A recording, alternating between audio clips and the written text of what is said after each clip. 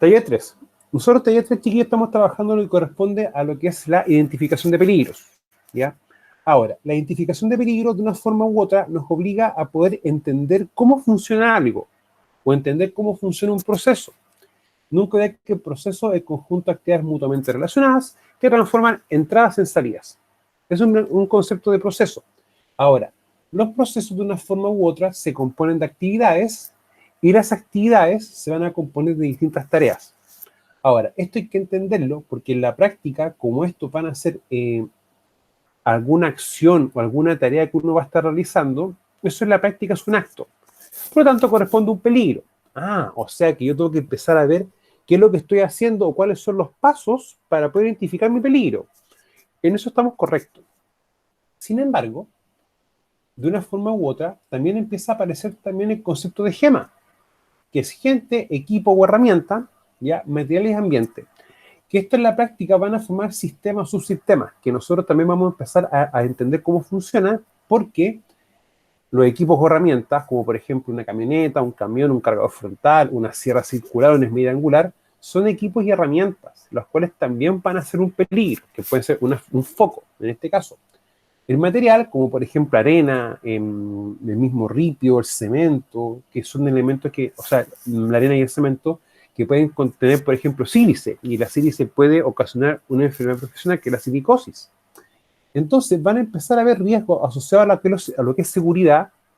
Van a haber también algunos riesgos asociados a los materiales, como alguna característica, propiedad físico-química, y también alguna cosa o algún elemento del ambiente de trabajo que también van a empezar a ser peligros, y en el cual la persona, al interactuar con esto, o incluso con más personas, con más gente, también va a estar expuesto a ciertos peligros. Ahora, ¿por qué es importante identificar aquello? Porque, de una forma u otra, yo digo, la persona está haciendo un trabajo, por ejemplo, con un cargador frontal que está cargando un camión, que eso es lo que está mostrando en la imagen. Entonces, ¿cuál es el riesgo que tiene asociado esta persona? Por ejemplo, puede tener un riesgo de choque o colisión con el mismo equipo o con otro equipo del área.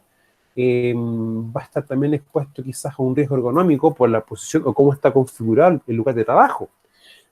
También va a estar expuesto quizás a temperatura o un calor ocupacional. Va a estar expuesto a ruido, vibraciones, inhalación de polvos, entre otras cosas. Entonces, por eso uno empieza a dividir o a categorizar estos distintos elementos para una forma u otra también identificar los peligros. O sea, los peligros no tenemos que solamente nosotros enfocarnos que va a ser el paso a paso o cómo tú ejecutas una actividad, sino que también los distintos elementos y donde tú lo realizas para también ver esos peligros. Recordemos que siempre el peligro va a ser el primer paso. ¿Para qué? Para que nosotros empecemos a reconocer los riesgos y empecemos a elaborar o a hacer las distintas evaluaciones. Ustedes están viendo la misma imagen que yo, ¿cierto? Eso que está ahí. Pregunta. Para llegar a hacer este trabajo, ¿se hizo una identificación del peligro en sí?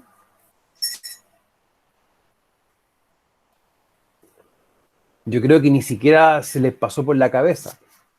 ¿Ya?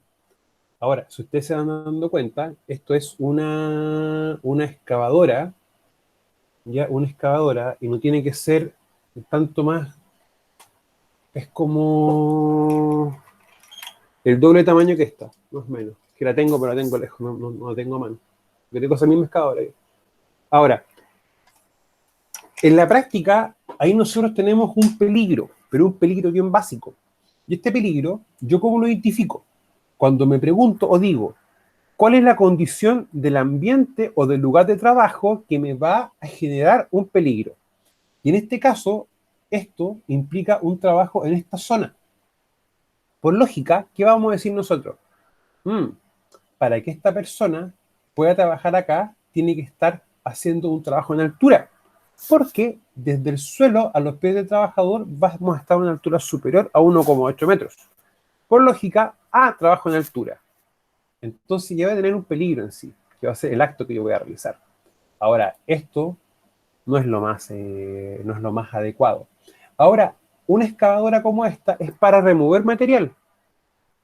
Y si yo lo estoy usando para eso, ¿qué tipo de riesgo me está generando? Adquirido, ¿Y por qué adquirido? porque la retro no está, no es para ese trabajo. No es para eso, ¿no es cierto? Claro, Ya.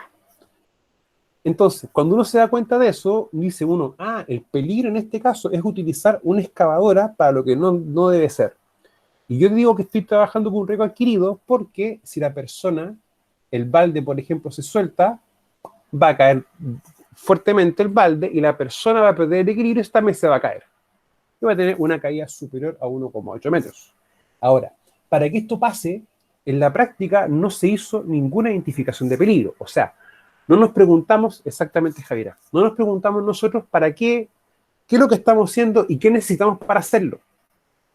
Ahora, vamos a darnos cuenta que hay distintas formas de poder llegar a pensar cómo esto tiene que haberse realizado. Y bajo ese punto de vista, lo más correcto que tuvo que haberse o que tendría que haberse utilizado es un equipo como esto, como el que estamos viendo acá. Que esto se llama alza hombres o también lo podemos conocer como manlift. Man, hombre, lift, levantar o levantamiento de hombres. Ya que se podría ser como la traducción más correcta, o no tan literal. Ahora, Javiera, mira, el implemento de trabajo en altura, yo voy a ser brutalmente franco, y ojo como yo lo estoy diciendo, en ese punto es algo irrelevante. ¿Por qué? ¿Por qué va a ser irrelevante? Y tómelo con mucha altura y mira. La pregunta mía, si a esta persona le coloco un arnés y le coloco un estrobo o una cuerda de vida, que vamos a ver que un estrobo y cuerda de vida son cosas completamente distintas, son completamente diferentes. La pregunta mía es, ¿dónde engancho el estrobo? ¿Dónde engancho la cola de vida? ¿Dónde?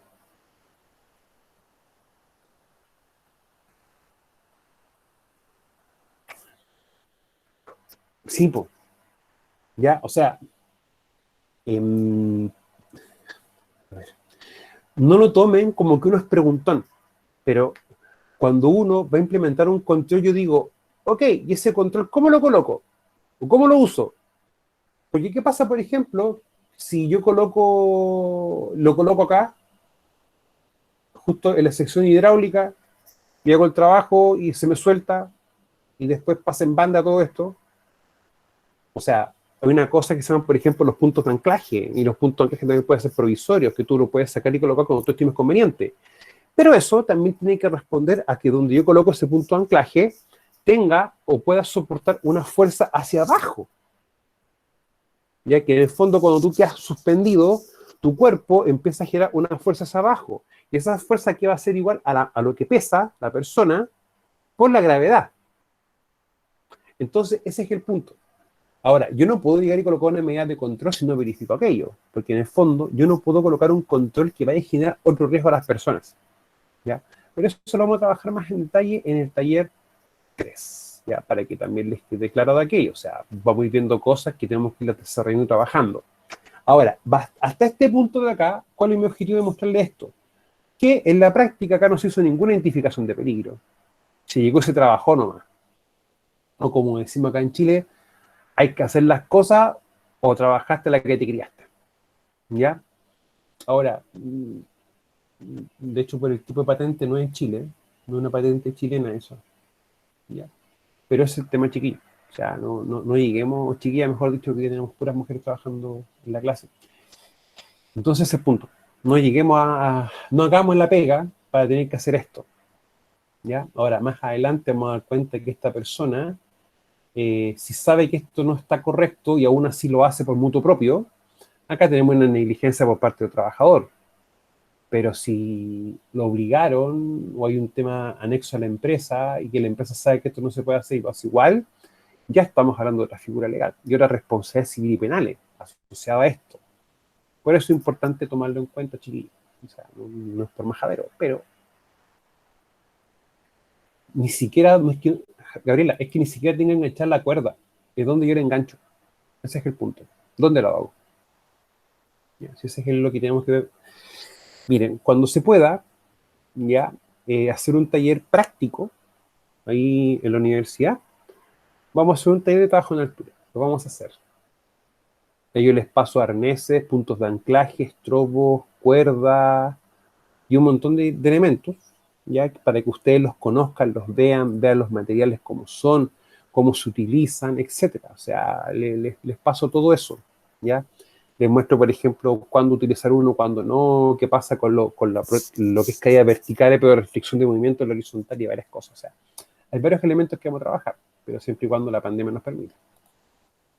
Ahora, cuando nosotros empezamos a ver eso, en la práctica debemos trabajar también con esto, ver cuál es el paso a paso de lo que tenemos que hacer y ver los distintos equipos y herramientas y las características del ambiente de trabajo que nos van a generar, que pueden ser un peligro en sí, ¿ya?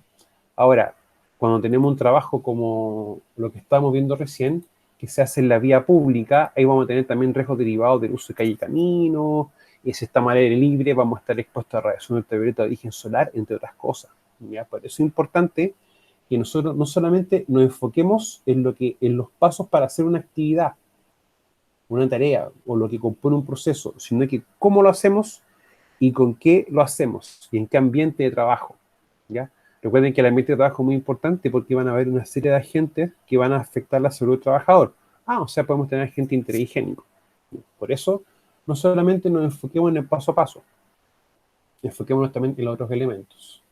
Ahora, de una forma u otra, nosotros podemos hacer un diagrama, en este caso un diagrama de flujo, ¿ya? Que es lo que vamos a utilizar nosotros vamos a ver un poco hoy día, la próxima semana. ¿Para qué? Para que veamos también parte de la tarea 2, pero de a poquito empecemos a soltar la mano en cómo uno va a observar o cuáles son los pasos para hacer un trabajo, que eso a mí es lo que me interesa. Se lo digo así porque yo estoy claro que muchas veces no es nuestra obligación hacer un procedimiento de trabajo, porque nosotros no somos expertos en la materia, en cómo se hace un trabajo, pero sí en el control de riesgo. Pero muchas veces lo que sí uno hace es tomar toda esta información y llevarla al papel, o llevarla a un Word, como ustedes quieran decirlo. Y en la práctica, nosotros también tenemos que mostrar la información. ¿Tiene problema, Gabriel? Entonces, una forma de eso es hacer los diagramas de flujo, ¿ya? Para mostrar todos los pasos. Ahora, yo se los recomiendo hacer porque cuando uno después capacita los riesgos y cómo controlarlo, es más fácil que el trabajador vea cada uno de los pasos que hace. Esto es por esto. Y uno empieza a trabajar distintas metodologías para poder hacerlo. Bueno, donde se pueden representar estas actividades de manera gráfica, ¿ya? Interrelacionadas entre sí. Ahora, los diagramas de flujo tienen que tener características. Y una característica es que sean sencillos y que sean visuales, que tú los puedas ver e interpretar fácilmente. Estos diagramas facilitarán la interpretación de las actividades en su conjunto, debido a que permite una percepción visual del flujo y la secuencia de los mismos, incluyendo las entradas y salidas necesarias para el proceso y los límites del mismo.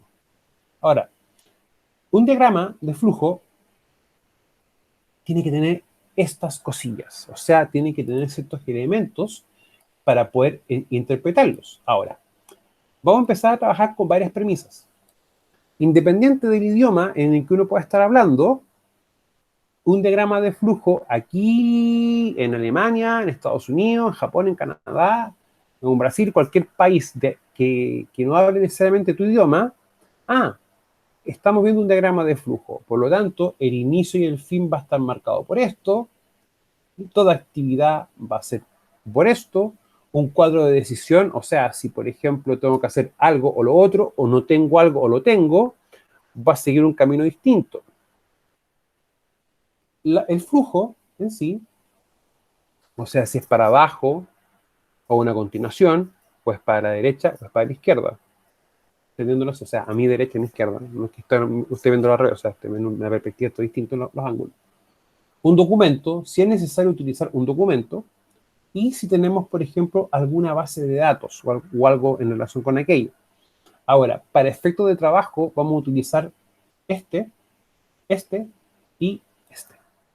Vamos a utilizar solamente estos tres elementos, ¿ya? Vamos a hacer algo sencillo, no quiero algo complejo. Ahora, ¿nos vamos a irlo complejizando? Sí, pero no hoy día, no este semestre, el próximo semestre y el subsiguiente. Vamos a ir a veces complejizando ciertas cosas o ciertas estructuras para que ustedes vean y entiendan cómo funciona, ¿ya? Pero no ahora.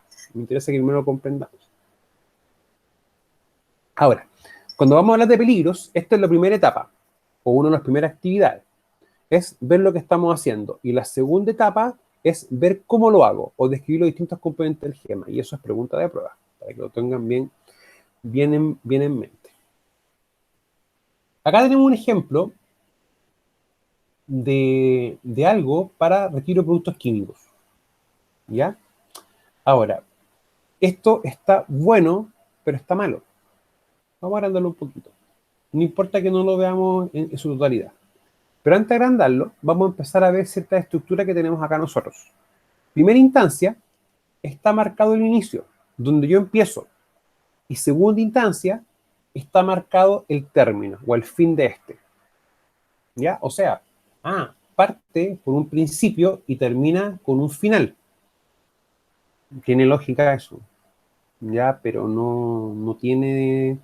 Hay que dejarlo tácito. O sea, tiene que estar escrito, tiene que ser visual. ¿Ya? Primera regla, no hay que dar por sentado que la persona que lo va a leer sabe del tema o es experta en la temática. ¿Ya? Eso es lo primero, para tomarlo bien en cuenta. O sea, cualquier persona que tenga que utilizar un documento o hacer algo que no tenga mayores nociones, lo pueda tomar, lo pueda ver y lo entienda fácilmente. Eso es lo primero. Ahora, este caso era para retiro de productos químicos. En este caso puede ser, por ejemplo, algún envase de algún ácido, algún elemento que esté en un polvo o esté granulado, por ejemplo, o quizás algún spray con algo, algún producto químico, ¿ya? Todos los productos de limpieza del hogar, de la casa, se consideran productos químicos, son sustancias peligrosas por si acaso, ¿ya? También sustancias peligrosas en un aspecto u otro van a ser, por ejemplo, los perfumes o las colonias, ¿ya? El alcohol para las manos también se califica como un producto peligroso. Las pilas, las tintas, por ejemplo, de la impresora y algunos medicamentos también se califican como productos peligrosos. O sea, no es para asustarlos, pero en los productos peligrosos el objetivo de yo explicarles aquello es que están presentes en varias partes. Es inflamable en sí. ¿Ya? Es inflamable el alcohol. Sí, ahí más adelante cuando estemos trabajando una cosa puntual la próxima semana y estemos trabajando en la asignatura de transporte, carga y almacenamiento, específicamente en lo que corresponde al transporte de productos peligrosos, tenemos que trabajar en los productos inflamables, que los productos inflamables van a ser, podemos tener gases inflamables, líquido inflamable y sólido inflamable. Entonces ahí vamos a tener tres cosas o tres panoramas distintos. Entonces, tres panoramas distintos, vamos a tener también medidas de control distintas. Y eso, pero vamos a verlo más adelante. Ahora, el inicio va a empezar a mostrarnos de aquí para abajo una secuencia de cosas o una secuencia de actividades. ¿Ya? Ahora, si yo lo veo desde el punto de vista netamente de identificar peligros, esto no está tan correcto. ¿Ya? Para que lo tomemos bien en cuenta, o sea, no es tan correcto. Razono motivo porque si tú te das cuenta, acá tengo elemento de protección personal, tengo una EPP, tengo una medida de control. Y acá nosotros también tenemos medidas de control. Tenemos medidas de control y tenemos medidas de control. O sea, si yo lo quiero netamente como un peligro o como los pasos que yo tengo que utilizar para hacer algo, esto está malo. ¿Ya? Pero para trabajar, para que una persona que tenga que ir a un lugar donde tenga que hacer un retiro de productos químicos, eso está correcto. ¿Ya? O sea, entendámoslo así, que dependiendo de la perspectiva, como tú lo vayas a utilizar, va a estar o no correcto o equivocado. ¿Ya? Por si acaso, para que lo tomen en cuenta. ¿Ya? O sea, hay ciertas estructuras en prevención que van a estar bien o mal dependiendo de para qué tú lo vas a utilizar, ¿ya? Y lo otro, chiquillas, no hay que mecanizarse, o sea, van a haber cosas y situaciones que van a ser distintas la una de la otra, y eso que va a implicar que nosotros también tengamos que tomar esa noción y también trabajar en distintos escenarios. Ahora, si yo voy a retirar un producto químico, lo primero que debo hacer es seleccionar y usar un elemento de protección personal, como por ejemplo pueden ser guantes, puede ser una protección respiratoria, como lo que vimos ayer en clase, y también protección visual. ya que en el fondo si algo se rompe, no entra algo directamente a los ojos, si tenemos algún vapor o algún polvo, alguna sustancia que pueda afectar a los pulmones, tampoco entre por la vía respiratoria, y si algo se rompe, no pueda afectar a mi mano. ¿Ya? Por eso es importante el tema de las distintas medidas de control para poder manipular sustancias peligrosas, entendiendo que alguna característica, si uno hace algo mal o pasa algo, lo puede dañar a uno. Entonces, yo selecciono lo que voy a sacar, ¿ya? Y una vez que yo digo, voy a retirar estos productos, por lo tanto, tengo que usar estas medidas de control, esto EPP, voy a abrir la bodega donde tengo los distintos elementos almacenados. Ahora, una cosa es abrir la bodega, quizás puede haberse caído algo, haber quedado algo roto, o puede haber un temblor y uno no supo, y puede haberse roto algo, y puede haber alguna sustancia en el ambiente de trabajo. Por lo tanto, ¿qué hago yo en ese caso? Abro la bodega y reviso si hay alguna condición de seguridad, o reviso las condiciones si hay algo que está bien o está mal. Ahora, esto significa una decisión. Porque, ¿qué pasa? Que si las condiciones de seguridad son las correctas, sigo hacia abajo. Pero si las condiciones de seguridad son incorrectas, voy a tener que empezar a actuar mediante, ¿qué cosa? Un plan de emergencias. Y esto que está acá, ¿a qué hace referencia?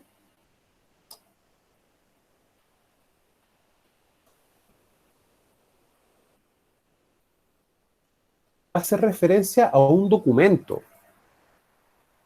¿Ya? Un documento. Y un documento, un plan de emergencia, que es algo que vamos a empezar a trabajar ya más adelante, es un documento que te dice, por ejemplo, qué hacer en caso de distintas emergencias.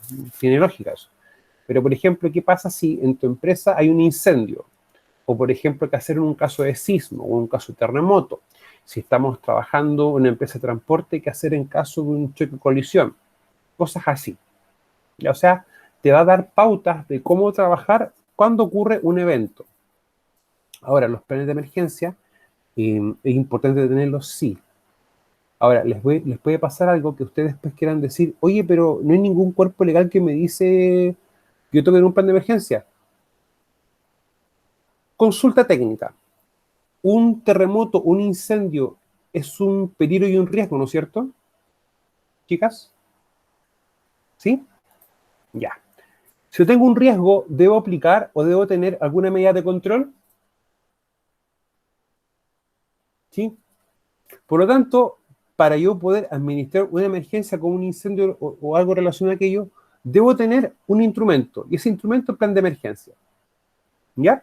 O sea, aunque la ley no te obligue de manera directa, diga, usted, señor, tiene que tener un plan de emergencia, sin embargo, cuando uno se da cuenta que un sismo es un peligro y un riesgo, ya, bueno, con la altura, mira, hay diferencias, pero para efectos prácticos, en mucha literatura se considera que es lo mismo. ¿Ya? Como eso va a ser un riesgo o te va a generar un riesgo, tú debes tener un elemento para poder controlarlo, que en este caso es el plan de emergencia. Y eso también, ¿cómo uno lo va a interpretar? Como que yo debo controlar todos los riesgos. O sea, al tener un plan de emergencia, también doy cumplimiento ¿a qué? A lo que me estipula el artículo 184 del Código de Trabajo. ¿Ya? O sea, ¿cuál es el punto? Muchas veces las leyes te van a obligar a tener algo, pero tú tienes que ver el mecanismo o el medio para poder cumplir con aquello. ¿Ya? O sea, me estipula un control de riesgo, entonces tengo un plan de emergencia. Ahora, el plan de emergencia en sí es la forma correcta de actuar ante una emergencia. Un procedimiento de trabajo es la forma correcta de realizar un trabajo. Por lo tanto, un plan de emergencia de una forma u otra es igual a un procedimiento de trabajo. Es una medida, en el fondo, un método correcto. O una forma de actuación, o también se puede categorizar, como una medida preventiva. Por lo tanto, si yo tengo un plan de emergencia y capacito al personal, estoy dando cumplimiento al artículo 21 del decreto 40 de la famosa obligación de informar los riesgos laborales.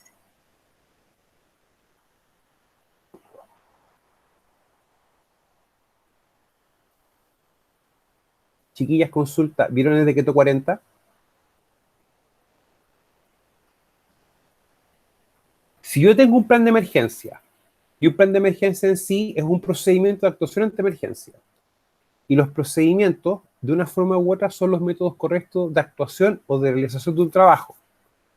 Yo, al tener un plan de emergencia y de entregarse a un trabajador y capacitarlo con respecto a aquello, ¿estoy dando cumplimiento a lo que me estipula el artículo 29 del Decreto Supremo 40?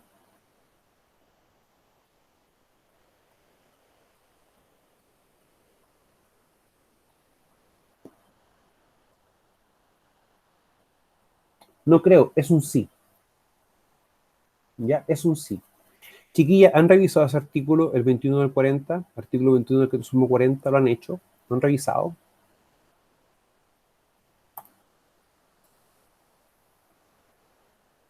Por favor, díganme sí o no. Yo no lo he revisado, profe, yo lo tengo el fin de semana para revisarlo. Ya. Chiquillas, es importante que lo revisemos, porque yo le voy a hacer la siguiente pregunta. La ley me dice, o ese artículo que me dice...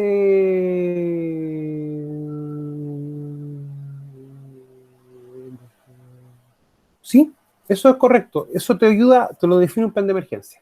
Ya. Chica, ¿qué pasa? Yo debo explicarle o señalizarle al trabajador cuáles son los riesgos a lo que él está expuesto. ¿Ya? Eso me dice en el fondo el artículo 2140, que es obligación del empleador informar cuáles son los riesgos laborales a los que está expuesto, los métodos correctos de trabajo y las medidas preventivas. ¿Ya? Esa es la primera parte, y la segunda parte hace referencia a todo lo que es la parte química. Ahora, pregunta, ¿cómo yo empiezo a definir al trabajador cuáles son los riesgos? ¿Cómo lo hago eso? ¿Mediante qué?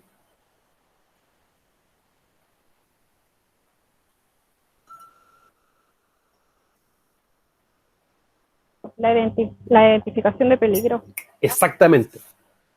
O sea, lo que vamos a empezar nosotros a hacer, vamos a empezar a ver lo siguiente. Ojo, evaluando no, evaluando es el tercer paso. Primero yo identifico mis peligros. Luego voy reconociendo los riesgos, y una vez que tengo todos los riesgos reconocidos, o yo digo, este trabajador interactuó con el peligro mediante estos riesgos, ok, los vamos a evaluar.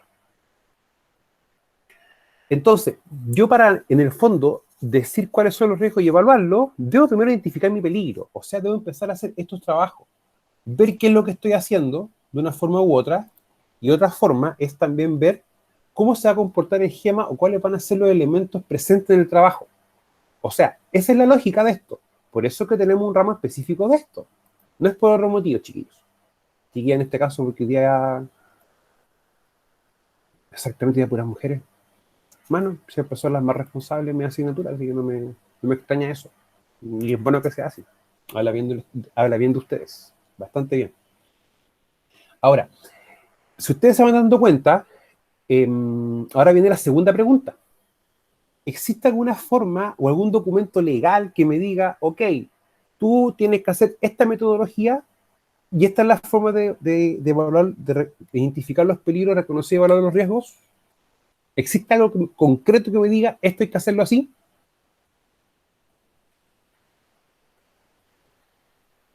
Especifique cuál, Javiera, por favor.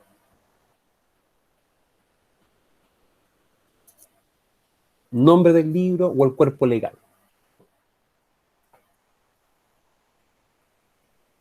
Uno, pero ¿cuál?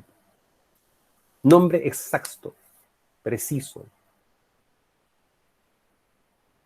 Ya. En la práctica no hay ninguno que te diga específicamente así. Esto tienes que hacerlo así. Ahora, hay una guía técnica que te orienta cómo hacer la evaluación de riesgo, identificación de peligro y evaluación de riesgo, te lo define, pero se tiene que adaptar. Ya es un documento del Instituto de Salud Pública. Ahora, como no existe una definición concreta o un cuerpo legal concreto que te diga esto hay que hacerlo así, nosotros vamos a tener que generar herramientas como estas para poder llegar a ese punto. Y eso, chiquillas, para que lo empiecen a entender bien, desde mi perspectiva, es un fallo en la normativa legal. La normativa legal te dice, esto tiene que estar, esto tiene que estar, esto tiene que estar.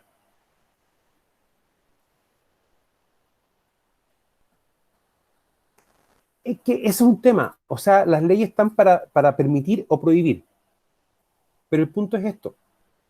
Como no hay ninguna, algo que te diga que tú tienes que hacer esto de esta forma, nosotros tenemos que buscar metodologías y formas para poder cumplir con lo que la ley nos exige. ¿Ya? Ahora miren, en el caso español, en el caso de España, es distinto, porque en España, por ejemplo, ellos tienen una norma técnica para hacer evaluaciones de riesgo. Te lo define claramente. Entonces, toda evaluación de riesgo que tú quieras hacer, por ejemplo, en España, utiliza la nota técnica preventiva, la 330, la NTP 330. Pero no es el caso chileno, no es nuestro caso. Entonces, eso a la larga genera a veces como discrepancia o temas de apreciaciones diferentes o distintas a ciertos eventos, ¿ya? Pero como eso no está, nosotros estamos fabricando, o no es que esté fabricando yo como inventando algo yo, no. Estoy trabajando netamente con una adaptación de lo que es la norma, por ejemplo, un estándar OCHA o un estándar ISO, para lo que es identificación de peligro, evaluación de riesgo y determinación de controles, ¿ya? Sumado a lo que nos indica también esta guía técnica del ISP. Ahora, ¿yo puedo utilizar esas herramientas? Sí, lo puedo hacer, ¿ya? Porque en el fondo voy a generar herramientas para identificar mis riesgos, poder controlarlos. Ese es el punto, ¿ya? Yo debo controlar mis riesgos o cualquier factor de peligro que pueda dañar a la persona, ¿ya? Por eso es importante darnos cuenta de que, independiente de que la ley nos mandata hacer algo, y quizás no nos define de manera concreta lo que tenemos que hacer, nosotros buscamos herramientas para poder hacer aquello. Y esto es un ejemplo, chicos, ¿ya? Para que lo tomen en cuenta. Me interesa mucho que eso lo veamos bien. Ahora, volviendo a esto, nosotros tenemos un inicio,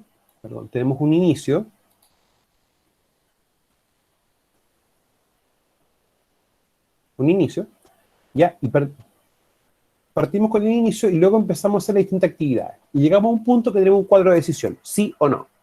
Si es un sí, ok, están las condiciones de seguridad, o sea, en este contexto no hay nada en el piso, está todo correcto, está todo sellado, no hay nada roto, y no se aprecia ningún olor extraño. Ok, podemos seguir trabajando. En el caso de que hubiese habido algo roto, algo disperso en el suelo, olor extraño o olor a algún producto químico, tenemos que actuar mediante el plan de emergencia, ¿ya? Ahora, un no, tenemos que hacer esto mediante este documento, que recuerden que esto significa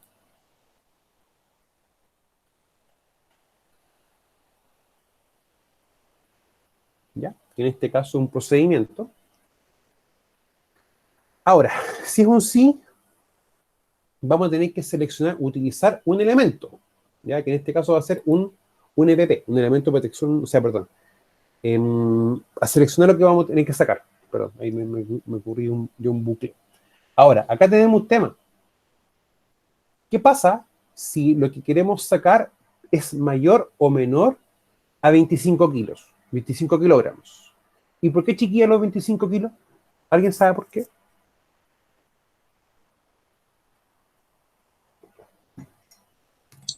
Porque la ley estipula ese peso nomás a cargar. ¿Ya? Un ¿Pero para quién? trabajador, para ¿Para los hombre? trabajadores, para hombre, Para hombre. ¿Y para mujeres? para mujer no sé. 20 kilos, máximo. Ya. ¿Embarazada y menores de 18 años? ¿Cuánto puede levantar? 0. No puede levantar cargas. No puede hacer un manejo manual de cargas. ¿Ya? O sea, es pregunta capciosa. Pero si ustedes se van dando cuenta, existe una ley que me regula el máximo de peso humano que yo puedo levantar. Por lo tanto, cuando yo haga mi actividad, eso va a ser una limitante. O sea, yo persona, yo humano, yo hombre, puedo levantar hasta 25 kilogramos. Una mujer puede levantar hasta 20 kilos. Y embarazada y menor de edad no pueden hacer manejo manual de carga o manipulación de cargas. Ahora, eso es un tema. Porque, ok, lo puedo hacer. Pero ¿qué pasa si tenemos que hacer retiro de carga sobre 25 kilogramos? Para eso debo tener un medio mecánico o ayuda mecánica para hacer tal evento. No tengo acá una... Miren. Una grúa horquilla es un medio mecánico. Segundo medio mecánico que puede ser una traspaleta. Que tengo una traspaleta cuando no la tengo a mano. Se la muestro la próxima semana. Tengo una escala. ¿Ya? Ahora, independiente que si yo la carga, la voy a manipular con un medio manual o mecánico, debo tener un procedimiento para aquello. ¿Ya? Y en este caso, aquí está mal el concepto manual, debe ser un procedimiento de manejo de carga. Porque ahí tú cuando haces procedimiento de manejo de carga vas a dejar diferenciado si es con un manejo con medios manuales o con un medio mecanizado. ¿Ya? Javiera, no se preocupe, para eso usted está estudiando esto. Esta ley antiguamente regulaba hasta 50 kilos. ¿Ya? Pero después se hizo una disminución. Ahora, hay que entender algo, no es lo mismo estar manipulando 25 kilos una o dos veces en el día, que es, por ejemplo, sacar esto y llevarlo a otro punto, que estar manipulando 25 kilos 1000 o 100 o 300 o 400 veces en el día, que es el caso de las personas que, por ejemplo, trabajan descargando y cargando camiones. ¿Ya? Hay efectos distintos, que van a ser efectos acumulativos en la persona. Por eso se reguló esto, ¿ya? Ahora, esta ley, vulgarmente hablando, es conocida como la ley del saco. ¿Ya? Por si acaso, tomarlo en cuenta. Ahora, si lo que yo voy a sacar no es mayor a 25 kilos, tengo que hacer retiro con una ayuda mecánica. Ahora, si es menor a 25 kilos, puedo hacer un retiro manual. Sin embargo, para hacer esto, debo utilizar un procedimiento. En este caso, procedimiento de manejo manual de carga. Ahora, eso es obligatorio. En cualquier empresa que tenga una carga en sí, debo hacer un procedimiento para aquello. Razón, motivo. Les voy a mostrar algo bien cortito. Ya. Esto es un muñeco articulado, que lo vamos a ir trabajando mucho en varias asignaturas. Ahora, ¿por qué se los digo? Una carga nunca debe manipularse así, con los brazos extendidos, sino que la carga debe manipularse con los brazos en esta forma de ángulo. Ojo, el ángulo, si ustedes se dan cuenta, no es un ángulo recto de 90, es un ángulo que ya está sobre los 100, 105 grados, ¿ya? Y los brazos ligeramente separados del cuerpo, ¿ya? Yo sé eso, yo solo sé, pero para que un trabajador lo sepa, debe existir un documento escrito para eso, uno. Dos, debe ser capacitado con respecto al procedimiento, lo que es manejo manual de carga, ¿ya? Y para eso hay una guía técnica, que no es lo mismo que un protocolo, ¿ya? Una guía técnica de lo que es manejo manual de carga. ¿Eso tenemos que verlo? Sí, lo tenemos que ver en la unidad 3 y unidad 4 de la asignatura de salud ocupacional, que es en el nivel del próximo año, nivel 210, ¿ya? Para que lo tomen en cuenta. Ahora, de una forma u otra, cuando nosotros empezamos a hacer lo que es la identificación de peligros, también debemos tener un concepto bien claro. Nosotros de una forma u otra también tenemos que identificar cuáles son los requisitos legales. Ya, lo que es flectar las piernas, sí, eso se tiene que hacer también, ¿ya? Pero vamos a explicar después una suspicacia con aquello. Ya, hay un protocolo que es el famoso TEMER, que evalúa los trastornos musculoesqueléticos de extremidades superiores. Y el TEMER, cuando yo tengo que hacer las distintas evaluaciones, ¿qué va a hacer? Va a evaluar a la persona de la cintura para arriba. Y el único parámetro que va a utilizar netamente es flexión de piernas, o cómo tú colocas los ángulos. No todas las evaluaciones de riesgo asociadas a lo que es manejo de carga la consideran, ¿ya? Vamos a trabajar dos más adelante, que es REVA y RULA, pero eso no es contexto de ahora, ¿ya? Evaluar riesgos ergonómicos asociados a las posturas de trabajo, o movimientos repetitivos, o movimientos cortos y rápidos, son metodologías distintas, metodologías diferentes, pero eso no es el caso ahora. Ahora, si tengo un procedimiento de manejo manual de carga, al trabajador lo debo capacitar de manera teórica práctica, 1, y 2, debo hacer una evaluación del procedimiento. ¿Ya? Nunca olviden aquello. Es importante, volviendo a lo anterior, es que nosotros siempre veamos cuáles son los cuerpos legales que a mí me aplican directamente. ¿Para qué? Para ver cuáles van a ser las limitantes o las condiciones que esa normativa va a aplicar a mi trabajo. Porque ustedes se dieron cuenta, acá tenemos una sí o sí. ¿Ya? Ahora, yo voy a hacer luego el retiro manual, saco el insumo que quiero utilizar y ¿qué hago? Cierro la bodega. La vamos a cerrar y una vez que yo la cierro, termino mi actividad. ¿Ya? O sea, si ustedes se han dado cuenta, Un diagrama de flujo me puede mostrar también cómo hacer una actividad de manera bien concreta, bien sencilla y bien simple. Entonces, si empezamos nuevamente a revisar esto, nos vamos a dar cuenta de algo. Hay frases cortas, de fácil entendimiento, de un lenguaje sencillo, no complejo, ¿ya? Y tenemos que tener claramente cuáles van a ser los distintos elementos o cosas que vamos a ir utilizando nosotros. Ahora, hasta este punto, chiquillas, ¿hay algo que no se entienda?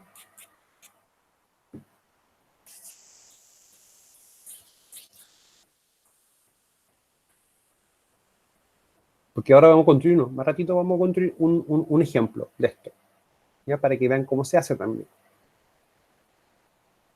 Chicas, ¿todo claro? ¿Sí? Espera, que Javier hizo una pregunta. Sí, siempre.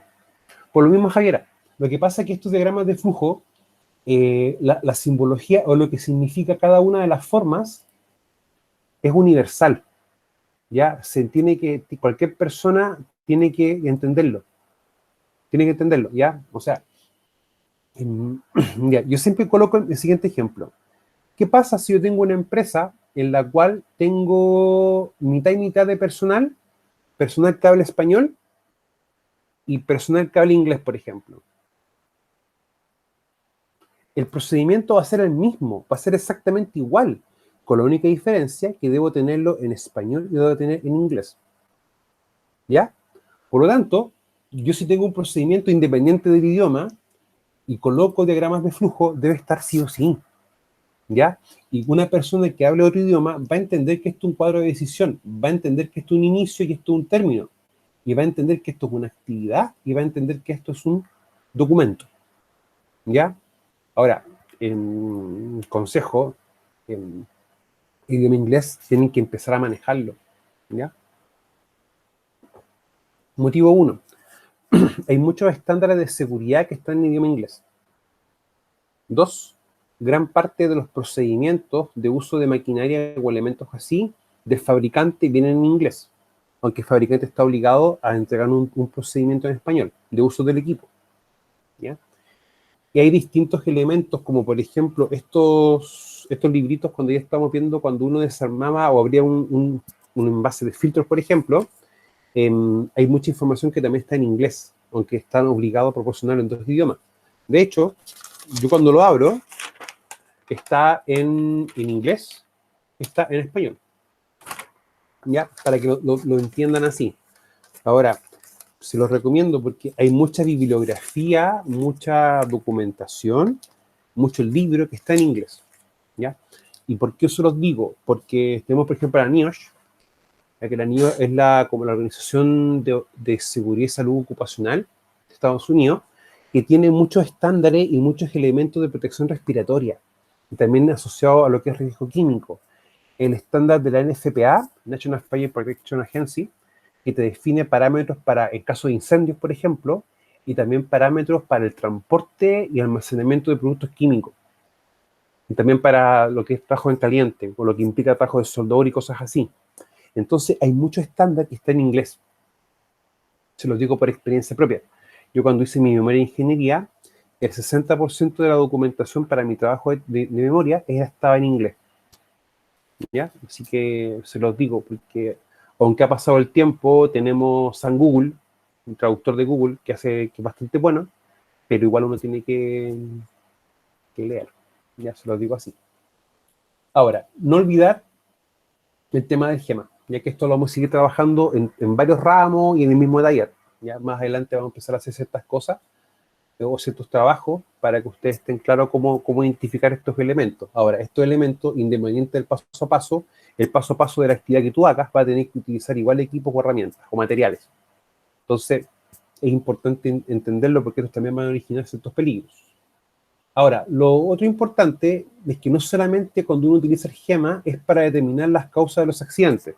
Bueno, en seguridad industrial tenemos que hacer lo que vamos a trabajar más adelante es en relación a investigación de accidentes. Si mi memoria nos falla, eso tenemos que verlo en seguridad industrial 2.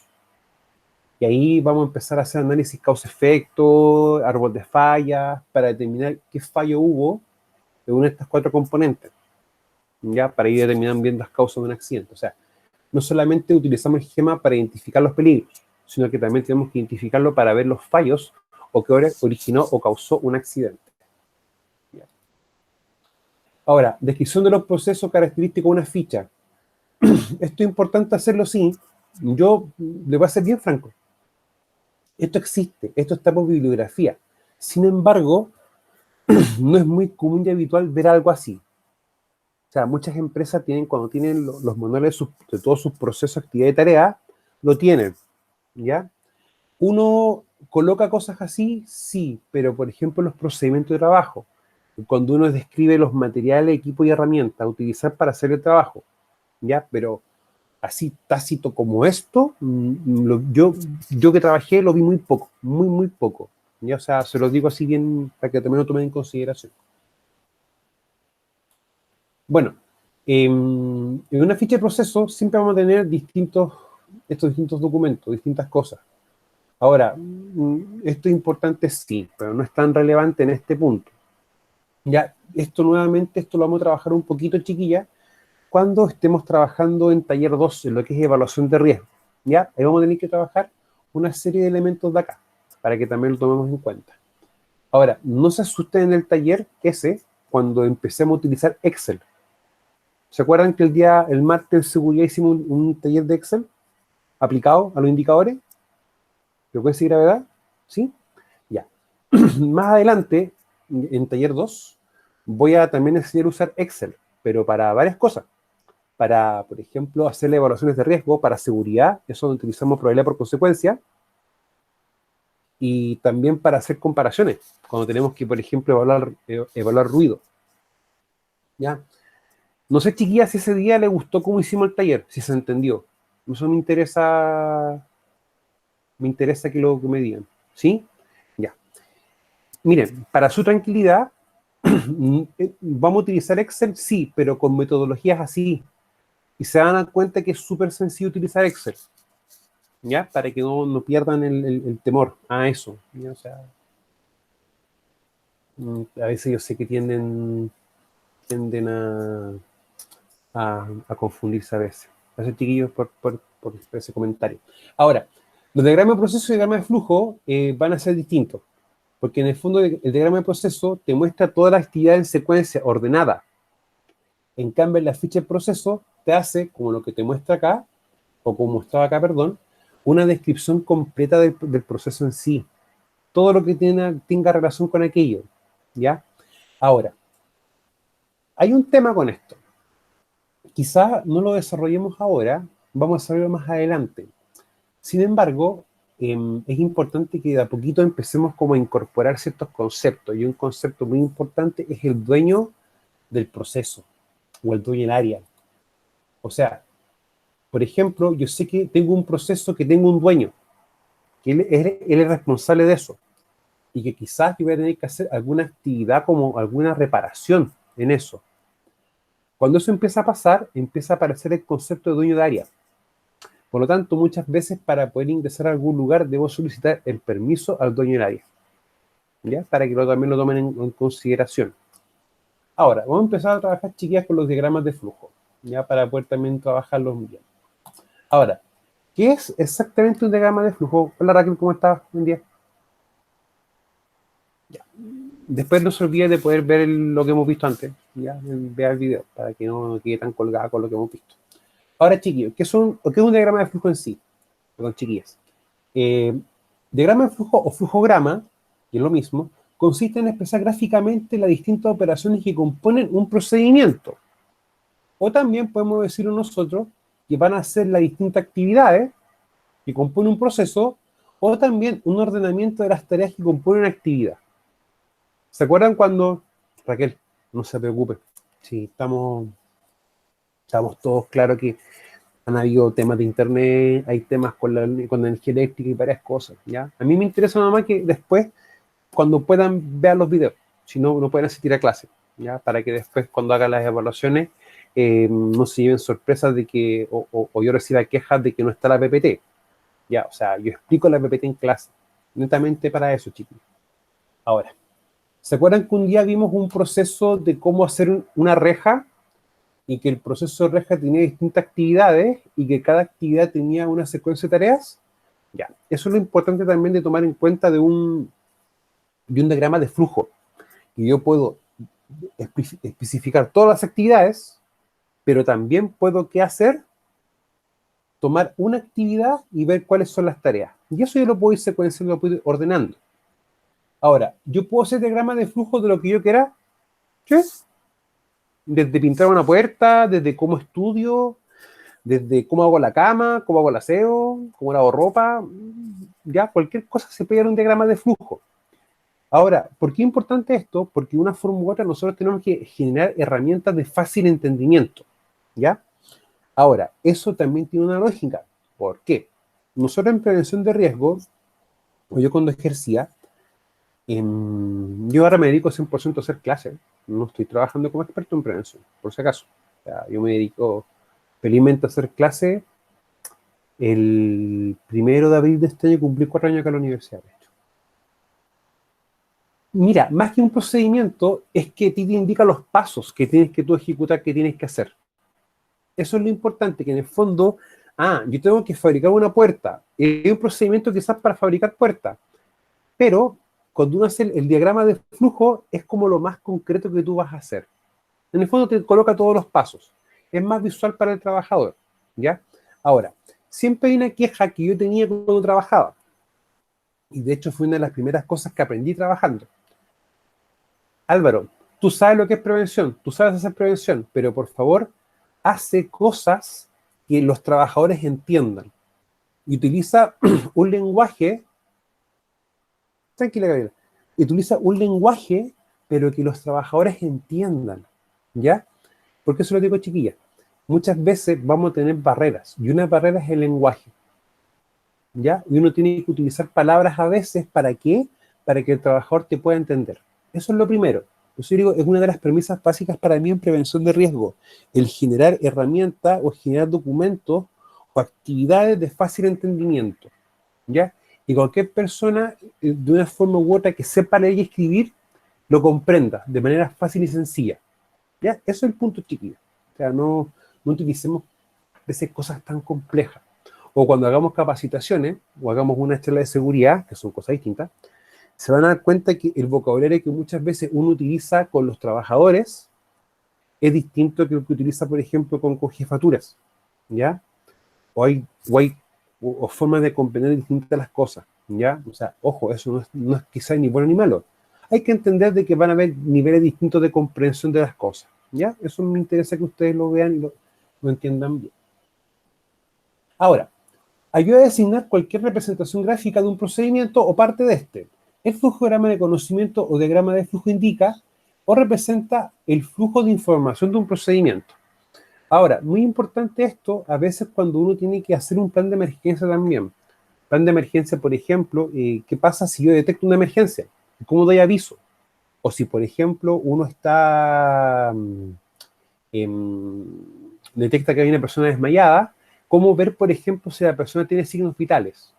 O también cómo yo, por ejemplo, debo llamar por ejemplo, a la ambulancia para que hagan vayan a buscar un accidentado, ¿ya? Bueno, más adelante vamos a ver cómo se hace eso, ojo, para que estén, porque no es lo mismo dar aviso, por ejemplo, de un accidente de tránsito que dar un aviso de un accidente de una empresa. Hay diferencia, y la diferencia primordial es el lugar geográfico. Ahora, características que debe poseer un diagrama de flujo. Sintético, simbolizada y de forma visible, ¿ya? O como digo yo, que se entienda a la primera lectura, ¿ya? O sea de fácil entendimiento. Ahora, se lo vuelvo a reiterar, hay barreras con la comprensión lectora, ¿ya? No sé si ustedes saben que el 10% de la población chilena lee habitualmente. Y de ese 10%, el 3% a la primera entiende lo que lee.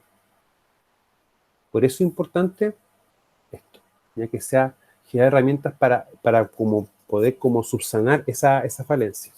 Ahora, sintética, ¿por qué? La representación que se haga de un sistema o proceso deberá quedar resumido en pocas hojas y de preferencia en una sola. ¿Ya?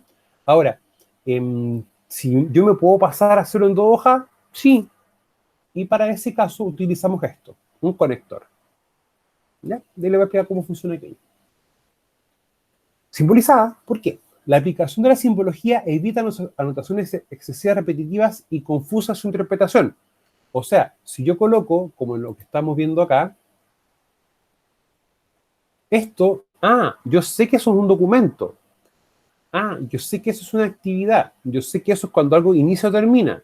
Y yo sé también que esto es cuando tengo que tomar una decisión de si continúo o paralizo o paro. ¿Ya? Para poder también tomarlo en cuenta. Ahora, ¿por qué me interesa que ustedes sepan esto? Porque no quiero que se mecanicen. Yo quiero que ustedes comprendan cosas. ¿Ya? No quiero mecanismo. No quiero que esto se tiene que hacer por A, B, C o D. Porque eso no sirve. Porque los escenarios, situaciones que vamos viviendo desde el punto de vista laboral van a ser siempre distintos. Ahora, de forma visible. En la práctica nos permite observar todos los pasos de un sistema o proceso sin necesidad de leer notas extensas como una fotografía. O sea, que sea de fácil interpretación. Ahora, simbología básica, inicio, fin, actividad, decisión, flujos y los conectores. Ahora, ¿cómo funciona el conector? Imaginémonos que esto no hubiera terminado acá, que hubiera tenido que continuar en otra hoja. Yo en vez de colocar el término, coloco el circulito y en la hoja siguiente coloco el círculo con una flecha hacia abajo y continúo. Y luego voy a terminar. Ahora, muchos me pueden decir, ok, entonces, para yo evitar eso, ¿qué hago? ¿Cómo lo hago entonces? ¿Cuántos pasos selecciono para hacer algo? Ese es el punto, ¿ya? Y acá les voy a ser bien franco. Van a escuchar o van a leer en varias partes que digan que lo óptimo para hacer un trabajo son de 5 a 6 pasos, que no sean más de 5 porque puede confundir a las personas, o que quizás voy a tener que utilizar 10, 12 pasos para hacer algo. Ya. Primero que todo, si algo hay que hacerlo en 10 pasos, se hacen 10 pasos. Si hay que hacerlo en 6 pasos, se hacen 6 pasos. El punto, chiquillas, es que toda actividad se va a realizar en la cantidad de pasos que ésta tenga que utilizarse. ¿Para qué? Para no quitar ni agregar más ni menos cosas. ¿Ya? O sea, todo hay que hacerlo como hay que hacerlo en el fondo. Ahora, si ustedes se dan cuenta y se acuerdan un poco de esto, ¿no es cierto que nosotros en primera instancia definimos todos los pasos y después empezamos a ordenar los pasos para que fuera lo más lógico? ¿Se acuerdan? O sea, yo lo hago de esa perspectiva porque yo no soy experto en hacer mesa o ciertas cosas, pero sí puedo entender cómo funciona, ¿ya? Para poder entenderlo así.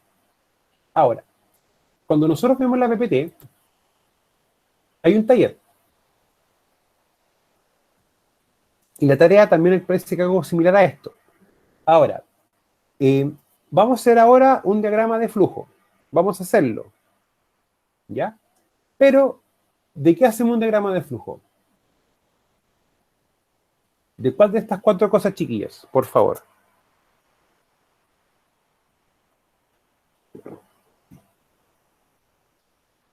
La 4, cambiar un neumático. ¿Solamente esa? ¿Sí? ¿Qué dice el público? ¿Sí?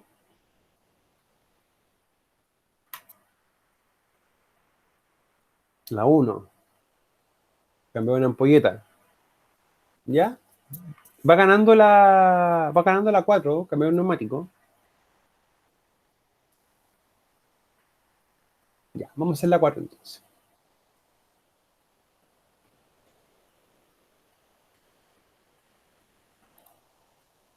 Ya.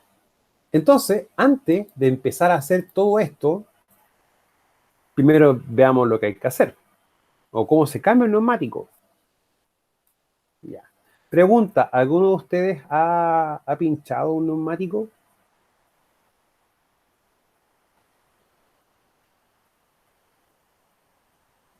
¿No? ¿Sí? Ya. Ya, ¿por qué se los pregunto? Porque el neumático está asociado a una llanta. Y lo que uno cambia en la práctica es la rueda, no un neumático. ¿Ya? O sea, vamos a cambiar una rueda. Entendiendo que yo pensaba que ustedes iban a entender de que cambiar un neumático era tomar la llanta con el neumático pinchado, y hay que sacarlo y colocar uno nuevo, o repararlo. ¿Ya? O sea, vamos a cambiar una rueda de un vehículo. ¿Ya? Eso es lo importante de hacer, cambiar la rueda de un vehículo. ¿Ya? Para que lo entendamos así. No es de mala onda, chiquilla. Pero hay que empezar a hablar las cosas o decir las cosas. Estoy entendido eso, que vamos a cambiar la rueda de un vehículo completa, no de neumático solamente. La rueda completa. Ya. No es de mala onda, pero se los digo así. Siempre pongo este caso y hago esa aclaración. ¿Ya? Porque mm, les doy un consejo, chiquillas, bien en buena. A veces pregunten un poco más. No se quedan solamente con lo que están observando y están viendo. Eso. Chiquillas, ustedes tienen algo que es diferente de los hombres. Muy diferente. Nosotros miramos, ustedes observan. Sí, pues ustedes en ese aspecto son, o sea, el punto es el siguiente. A uno le preguntan, oye, me corté el pelo. Ah, ok. Y a uno le tienen que decir para ver eso. Ustedes ven a alguien y automáticamente se dan cuenta si se cortó el pelo, se alisó, se hizo mecha, lo que sea. ¿Ya? En ese aspecto son más observadores que los hombres. Y lo digo así con propiedad, o sea, en ese aspecto yo soy básico en ese aspecto. ¿Ya? O sea, las mamás de uno, cuando uno observan, se dan cuenta que lo que a uno le pasa. Papá que dice, ah, te pasa algo. No te dice qué, la mamá sí. En ese aspecto las mamás son secas, o sea, no, yo siempre he dicho, mi vieja es lo más bacán que me pasó en la vida, porque mi mamá en ese aspecto es seca, ¿no? Te mira y ¿cachai? ¿Qué pasa? ¿Ya? Entonces utilicen esa característica que tiene la mujer, de observar las cosas, ¿ya? Entonces, ¿qué vamos a hacer nosotros ahora? Vamos a cambiar una rueda.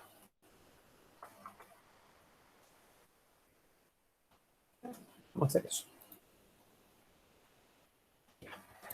Ahora, vamos a empezar un poco al revés. Vamos a empezar a ver el gema y después paso a paso.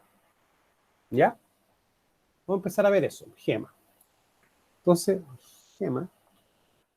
Vamos a ver lo que es la gente, el equipo es la herramienta,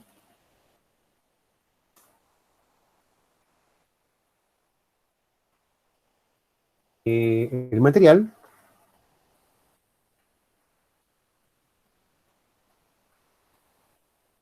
y el ambiente.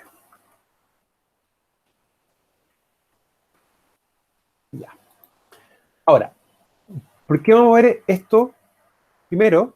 Porque vamos, como no todos saben cómo cambiar una rueda de un vehículo, o una que está pinchada, o una que no esté pinchada, perdón, o sea, de la pinchada por una no pinchada, primero vamos a ver qué se necesita para hacer eso. ¿Ya?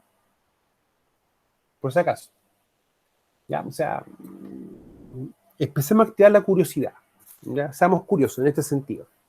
Ahora pregunta, para cambiar un neumático, ¿se necesita gente? ¿Una o dos personas? ¿O uno solo?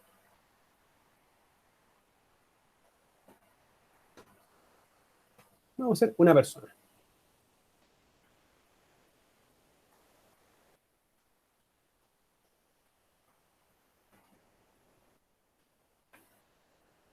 O un mecánico, ¿ya? O uno mismo. ¿Ya? Recuerda que si tú estás conduciendo tu pinche neumático, tú lo puedes cambiar sin mayor problema. ¿Ya? Cuando uno hace el curso de conducción para clase B, en la parte práctica debiesen explicarte cómo cambiar un neumático. O sea, cómo cambiar la rueda en realidad.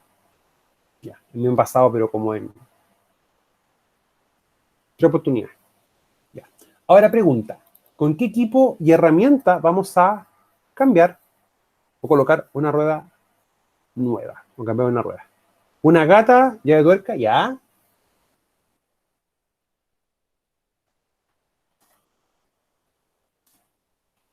¿Más? ¿Solamente eso? O sea, y con la llave y con la gata y la llave de tuerca estamos listos.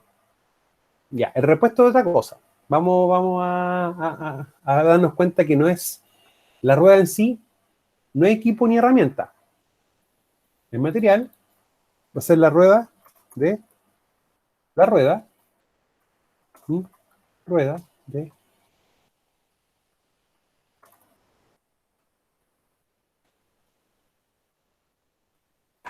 ¿Por qué la rueda? ¿Algo muy inclinarlo? ¿No? Si tú colocas la gata, colocas la llave, subes, ¿no es cierto? Y la rueda va a quedar elevada.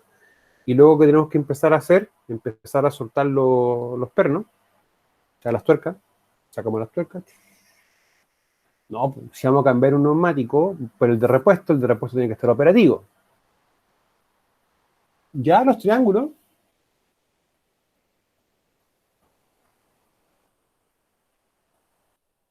a su triángulo,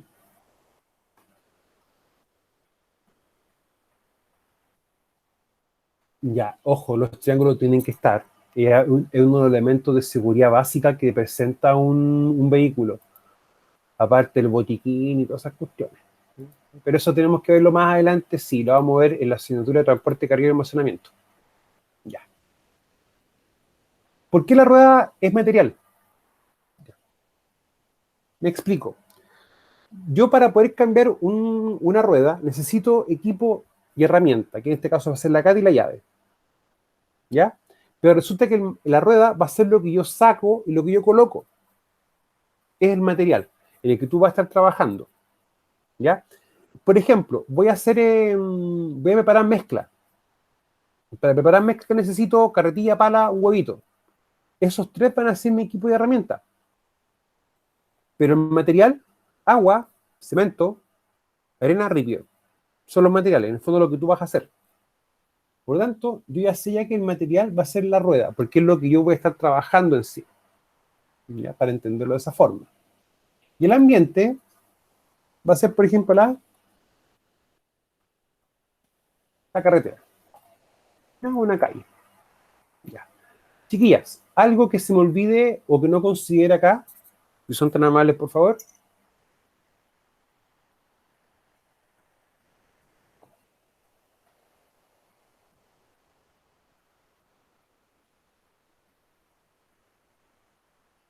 Nada. Ya. Pregunta, ¿y el chaleco reflectante? Porque si voy a salir, gracias, Daniel.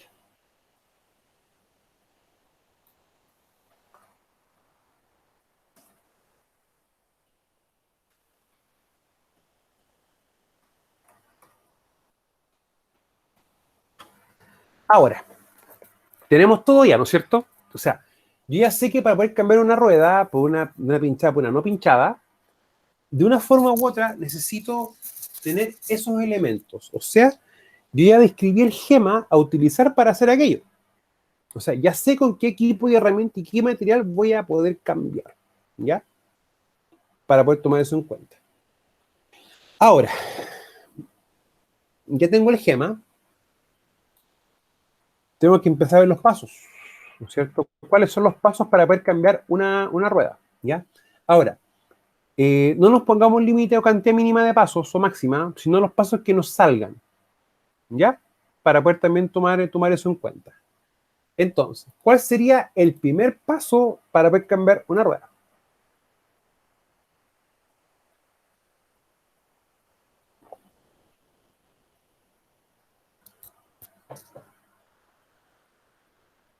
¿Ya? ¿Poner la gata?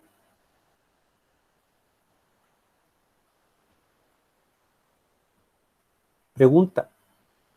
Y hay que tener el vehículo estacionado, ¿no? Detenido. Ya.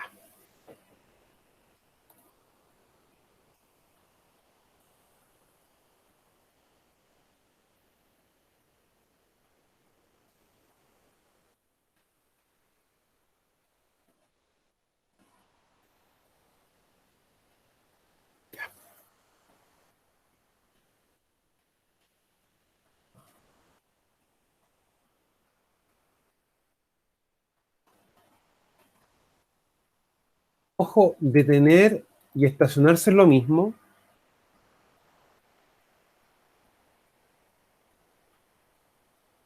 No, no es lo mismo, ¿ya? O en este caso podría ser mejor estacionar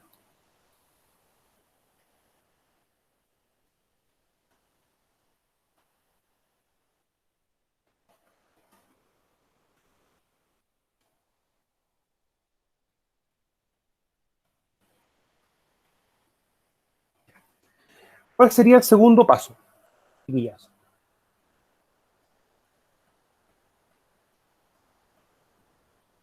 ¿Ya?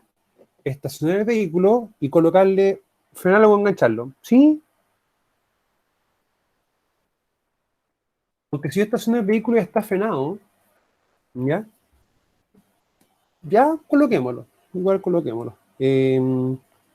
Enganchar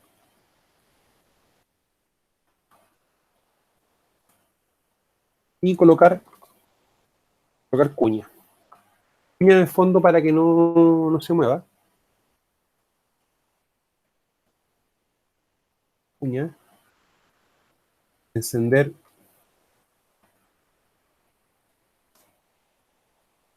de los gatos. ¿Ya?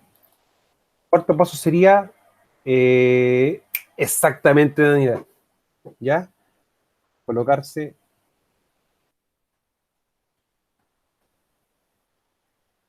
el chaleco y colocar el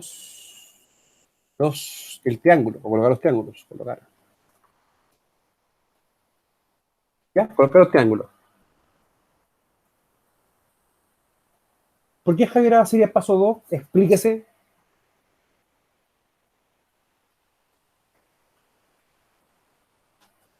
Porque para bajarme el vehículo debiese colocarme el chaleco primero, ¿o no? ¿Sí? Ya.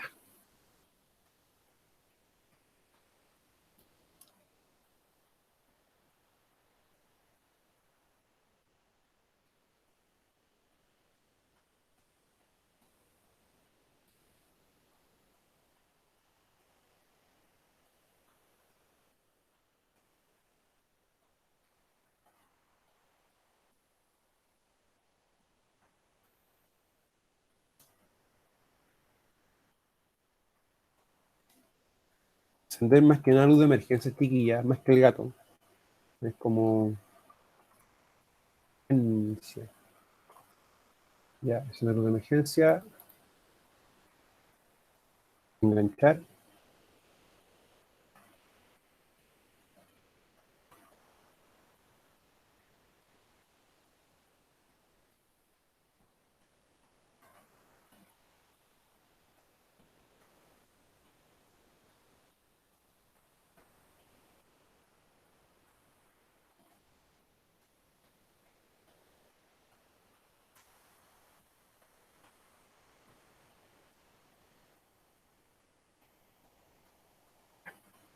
Algo así más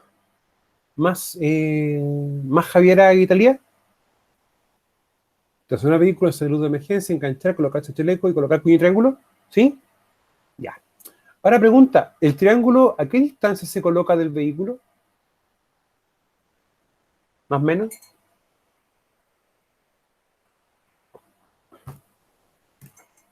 50 metros del vehículo para ser visibles a 100 metros. ¿Ya? Ahora lo coloca uno un metro, porque como estamos acá se lo pueden robar. Ya, por ese motivo. Pero la idea no es que sea tan pegado al vehículo, porque si, por ejemplo, es de noche y tú lo colocas muy cerca, se va a detectar muy cerca del vehículo que algo está pasando. En cambio, si lo coloco a una distancia, se va a colocar a una... va a ser más visual. ¿Ya? Eso lo vamos a trabajar más adelante.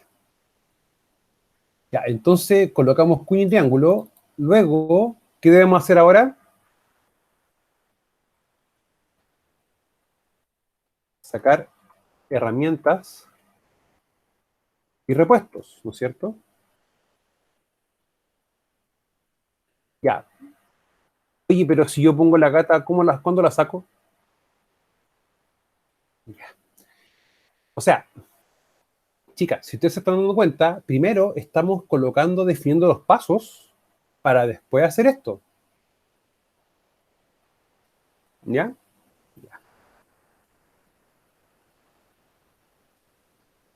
Luego, debiésemos, ¿qué hacer nosotros? Colocar la gata y elevar vehículo.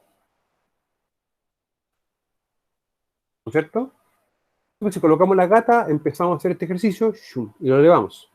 Ahora, ojo, en el punto para colocar la gata, o sea, cuando tú ves el vehículo, tiene que indicarte la zona en que tú la colocas. ¿Ya? Y en ese caso, colocamos la gata y elevamos el vehículo. ¿Y qué hacemos? Retiramos.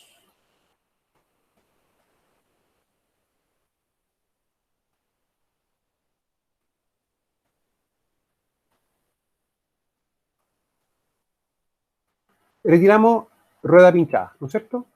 Ahora, colocamos cómo hay que hacerlo, que colocamos la llave, soltamos los pernos y vamos sacando uno, o solamente asumimos que al retirar la llanta es que ya soltamos los...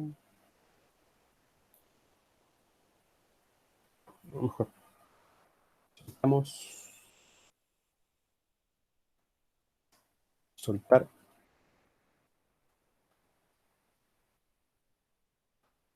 Soltar tuerca, ¿no es cierto? O los pernos.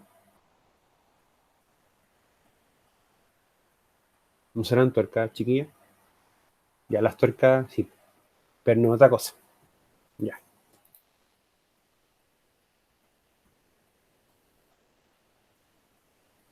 Retiramos rueda pinchada. Colocamos rueda de repuesto. ¿Por qué rueda de repuesto, chiquillas? Porque en la práctica el repuesto siempre quizás va a ser más pequeñito, va a ser más chico, ¿ya? Y lo más probable es que uno la coloca en el vehículo y luego va a un lugar para poder, ¿cómo se llama? Para que puedan reparar. Es que es para eso, ¿ya? Ahora, como norma básica, las ruedas de repuesto, ¿qué te implica? Que tú quizás no puedas andar a alta velocidad, va a tener que andar a velocidad más baja, ¿ya? Y una cantidad específica de kilómetros, o sea, no es llegar a utilizarlo, ¿ya? O sea, saquemos el concepto de que la rueda de repuesto es para que el vehículo funcione normalmente, o sea, no, es para netamente llegar a un lugar.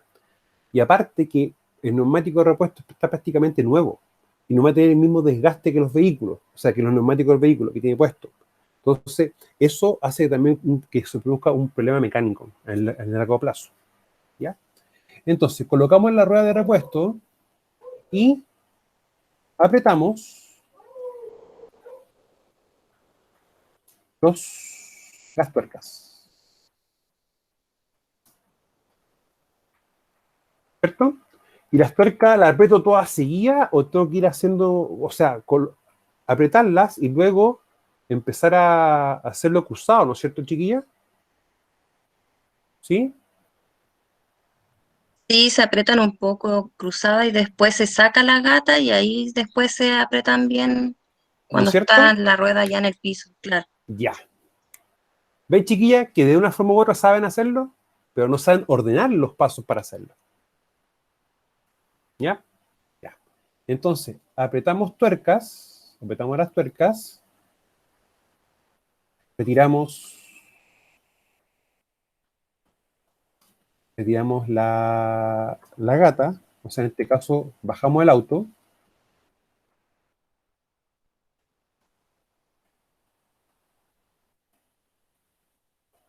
bajamos vehículo,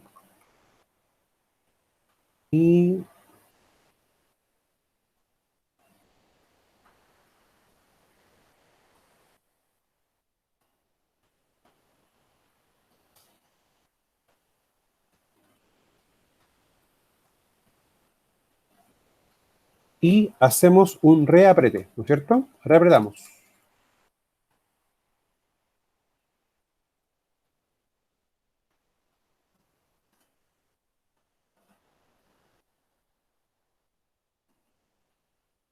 ¿No es cierto? Ya, después que vendría guardar,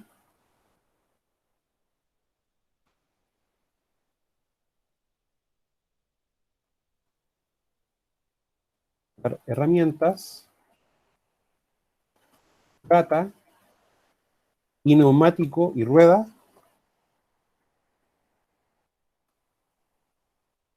Hinchada, ¿no es cierto? Después, ¿qué tendríamos que hacer? Retirar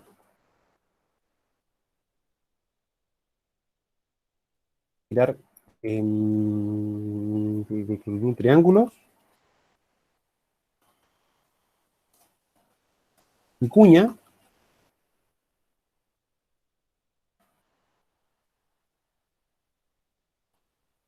6 sería subirnos al vehículo. Y nos vamos. Ok.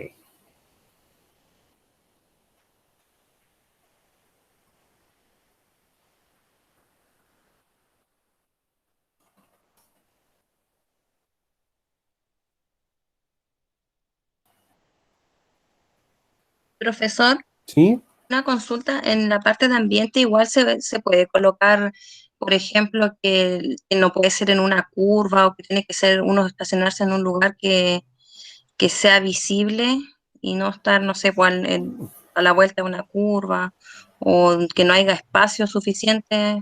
Ya. Es que vamos. Tiene, Daniel, lo que tú me dices tiene mucha lógica. Mucha lógica. Pero la pregunta es: ¿cómo yo coloco esa medida de control acá? Porque si tú te das cuenta, acá la única medida de control que nosotros colocamos fue encender las luces, enganchar, colocar el chaleco, cuña y triángulo. Y lo demás no lo hicimos. O sea, en la demás parte no hay como, no colocamos incluso de que no hay que colocar bajo las penas bajo el vehículo cuando estemos sacando eso. Ahora, como premisa, como tenemos un riesgo asociado al ambiente de la carretera, también dependiendo de la hora del día, hay que siempre hacerlo, como tú dices, colocarse en un lugar que tenga las condiciones para aquello. Y ahí tenemos un temita con eso. Pero eso, la pregunta es después cómo lo podemos colocar. ¿Ya? Ahora, cuando uno hace un procedimiento y dentro de la observación del procedimiento coloca lo que tú dices. ¿Ya?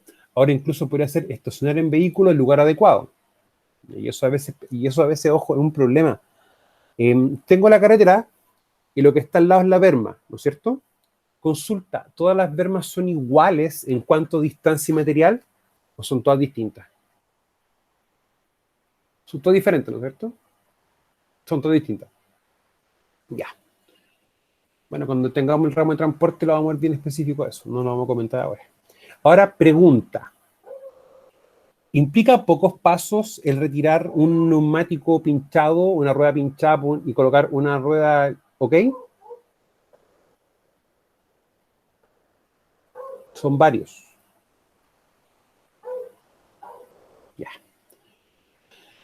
Ahora, ¿qué nosotros tenemos que darnos cuenta? De que lamentablemente, ¿y por qué digo lamentable? Cada trabajo va a tener que tener sus pasos o sus actividades para poder hacerlo. ¿Ya? Ahora, nosotros podemos haber hecho esto en una forma más sencilla como las actividades y luego las tareas. Porque si ustedes se van dando cuenta, acá están prácticamente todas las tareas que tenemos que hacer para poder colocar un neumático nuevo. ¿Ya? Chicas, ¿se entendió la dinámica? ¿Se entendió la lógica? ¿Sí? ¿Sí? Ya. Entonces, ¿qué quiero hacer yo la próxima semana? La próxima semana vamos a trabajar otro ejemplo, pero más cortito, y ese ejemplo corto lo vamos a pasar a diagrama de flujo, ¿ya? Porque si hacemos esto no va a quedar muy grande. Entonces, chicas, la próxima semana que quiero que hagamos como diagrama de flujo, freír un huevo. Netamente freír un huevo. ¿Ya? Eso es, Javier, importante. Nosotros con esto definimos los pasos para poder hacer la actividad. ¿Ya? Y como yo lo definí, va a ser más sencillo. Ahora, chiquillas, pregunta 1. Yo sabiendo los equipos y herramientas y las cosas que puedo tener, y sabiendo los pasos, ¿puedo ya identificar cuáles van a ser las condiciones que a mí me puede ocasionar un accidente o una lesión? ¿Sí?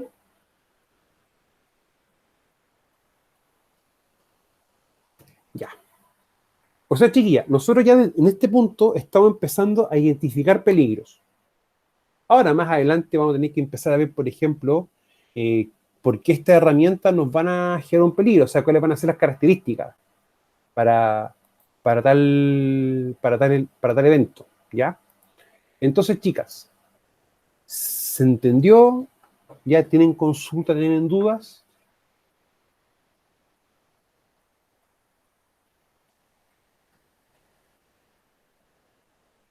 No necesariamente, no. En este punto, Javiera, no vamos a trabajar las medidas de control en sí. ¿Ya? No lo vamos a hacer todavía. Para no... Primero me interesa que ustedes vean cómo identificar cómo se hace algo. Más adelante vamos a ir colocándole los controles. ¿Sabes por qué? Porque los controles de una forma u otra, Javi, nos va a llevar a esto. A cuadros de decisión. O de frentón colocar actividades previas. ¿Ya? Ahora, ¿por qué no quiero verlo ahora? Necesariamente al tiro. Porque nosotros después vamos a hacer matrices. Y la matriz, el control no está necesariamente antes o después de un paso. El control va a estar en la actividad en sí, en la matriz. ¿Ya? Pero como todavía no estamos haciendo matrices específicas con medidas de control, ni siquiera evaluando riesgos, en este punto lo vamos a estar viendo de esta forma. ¿Para qué? Para no enredarnos, para no complicarnos más. Ese es el punto, chiquilla. ¿Ya? Trabajémoslo, sí. Entendámoslo, sí. Veámoslo, sí. Pero de manera fácil y sencilla. Más adelante vamos a empezar a hacer más complejo. ¿Ya? Pero empecemos primero con algo más sencillo. ¿Ya, chiquillas? Voy a dejar de grabar entonces.